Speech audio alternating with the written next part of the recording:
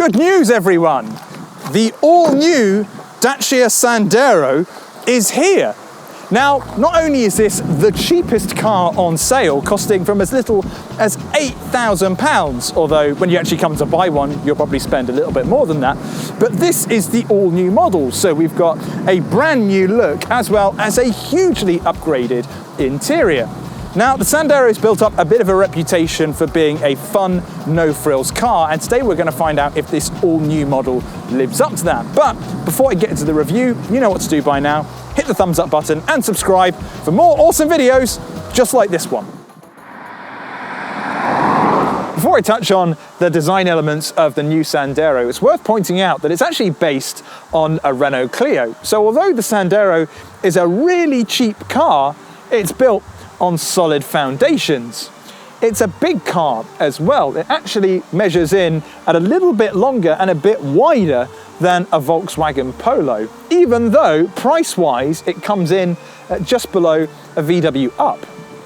There's a brand new face on the new Sandero, complete with LED headlights, and even on the cheapest car, which again costs under £8,000, you still get these really striking LED lights. And overall, I think the car has got a more mature look to it. At the back, it's pretty much exactly the same as the old car, although you've got a new rear light design, and I think the rear window looks a little bit squatter and shorter, which makes the car almost look, dare I say, a bit more muscly. Now, this is the top spec comfort model, and both on this and the mid-range car you get body colour bumpers front and back, but if you go for the entry-level access, that's the really cheap one, you get plastic bumpers around the car and white paint, which gives it a really basic look.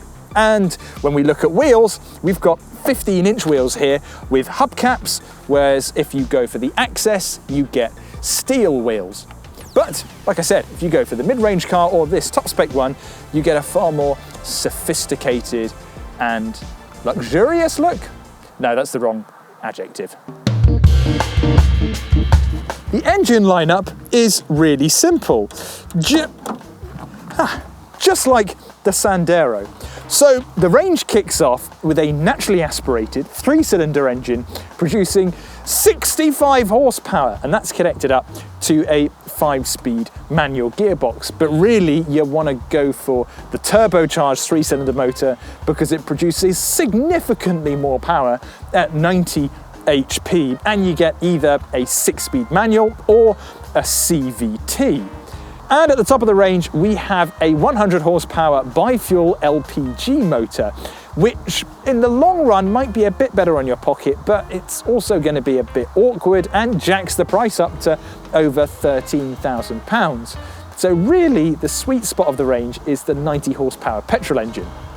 Because the Sandero is a little bigger than before, it means you get a slightly bigger boot, but only by 8 litres, bringing the total up to 328, which beats pretty much everything else in this price range, although it doesn't quite match that of the VW Polo, which comes in at 351.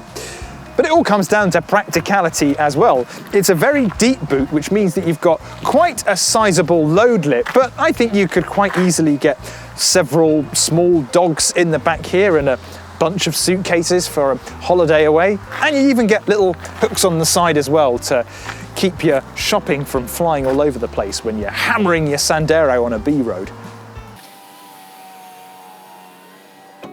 On paper, the Sandero is a really cheap car because prices start at $7,995, and for that you get a body, steel wheels, a steering wheel, and that's about it really. If you want a radio, you're going to have to spend another £1,000, and to go for a touchscreen infotainment system, you're going to be looking at this car here, the Comfort, which comes in at $11,995. Now, of course, there are plenty of new and used deals on Sanderos at yesauto.co.uk, and I thought I'd fire up the Yes Auto app to take a look. They hold their value remarkably well, which is great because A, they're very cheap, and B, it means you're not going to be losing much when it comes time to sell it.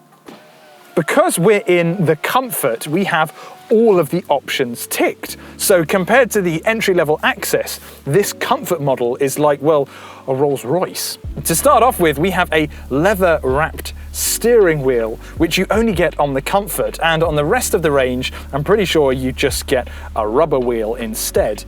And along with that, you get cloth seats, which before used to be considered as cheap, but now are vegan friendly. And that pairs up nicely with cloth trim on the door inserts and dashboard, which could also be seen as vegan friendly.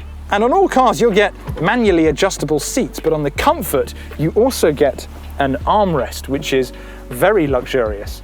And don't think Dacia has skimped out on tech either, because while the Access is incredibly bare bones, on this Comfort model, it's actually pretty well equipped. Well, considering that it costs 12 grand. The highlight of the cabin is this 8-inch infotainment screen, which admittedly is incredibly basic, but hey, it's a very cheap car and it does a superb job of getting you where you need to go. But the good thing is you'll actually get Apple CarPlay and Android Auto thrown in for free, and that's probably the interface you're going to be using most of the time anyway.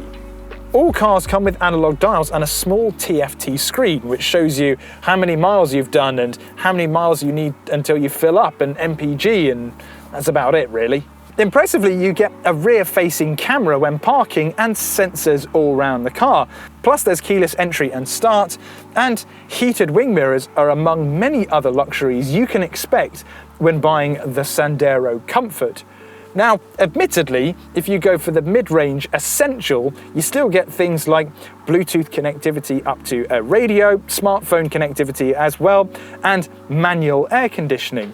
So, in my opinion, that's really the car to go for, because you're saving 2 grand over the luxury spec Comfort. Dacia has increased legroom space by 42mm in the new Sandero, so I'm just under 6 foot, and legroom is absolutely fine with the driver's seat in my position, and headroom, yep, pretty damn good as well. Not really a lot else to talk about in the back of the Sandero. We've not got any vents or connectivity in the center here, but if you go for the range-topping Comfort, you get electric windows, which is very fancy.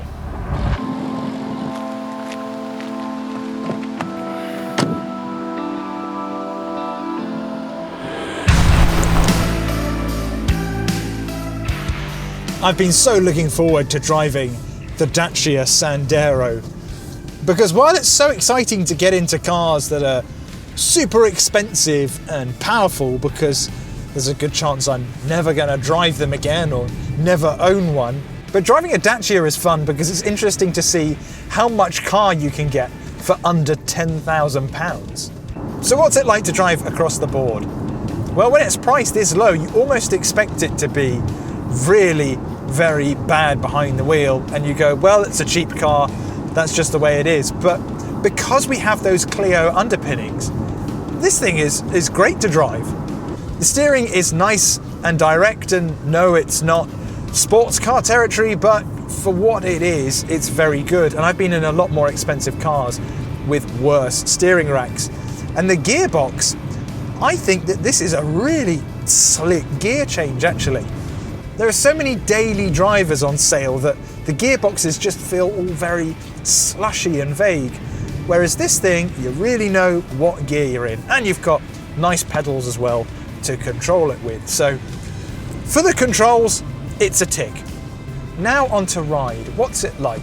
Well, I'm on a bumpy country road and it's a little jittery here and there, but that's a mix of the suspension and also having big balloonish tyres, courtesy of our 15-inch rims. So in all fairness, it doesn't feel uncomfortable at all. It feels really quite nice actually. You just might find yourself rolling around a little bit, but again, at this price range, it's not too bad at all, and I've certainly been in much worse cars. Now I've got the 90 horsepower 3-cylinder motor, and it actually sounds quite good. I think as well, because it's a cheap car, you don't have quite as much noise isolation in here than you would do on a brand new top of the range Super Mini, so you get a little bit more noise from the motor, but 3 cylinders tend to sound quite good, so there's no complaints there whatsoever.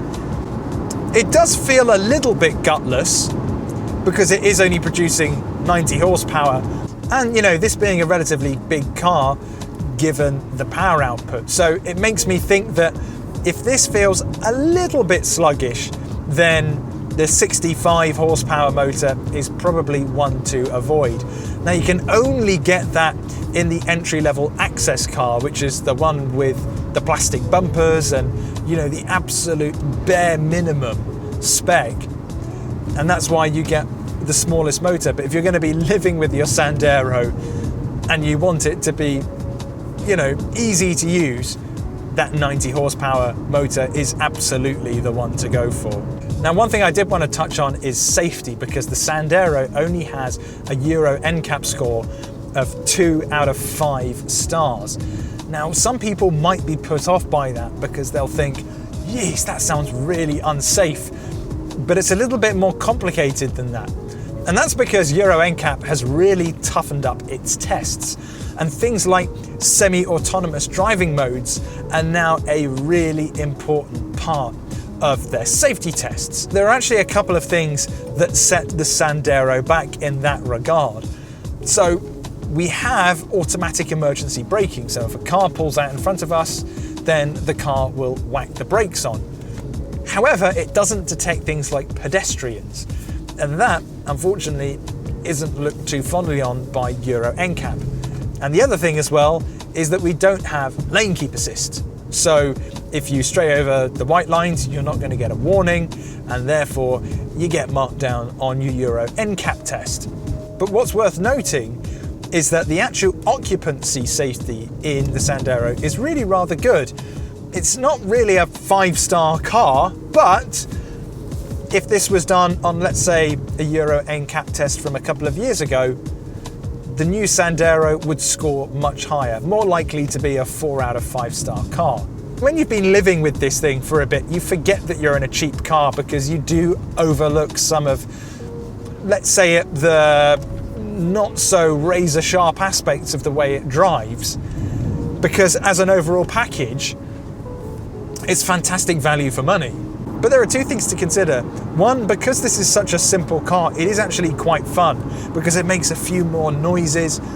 You've got a few more vibrations here and there, but overall the build quality and finish does feel absolutely up to a high standard. But the second point, which is actually linked to the first a little bit, is that because it's built on a Clio, it feels like a very, very tight product. One that's easy to drive and is also actually really fun behind the wheel. So the Sandero absolutely gets the thumbs up from me. The new Dacia Sandero does such a good job of showing that even if you don't spend a lot of money, you can have loads of fun. Now, admittedly, I think it's only around 1% of buyers are actually going to go ahead and buy the £8,000 model, but even if you look in the mid-range, you've still got a really good car, and one that undercuts the competition by a fair amount. Now, if you're looking for more Dacia news, reviews and deals, be sure to go and head over to yesauto.co.uk.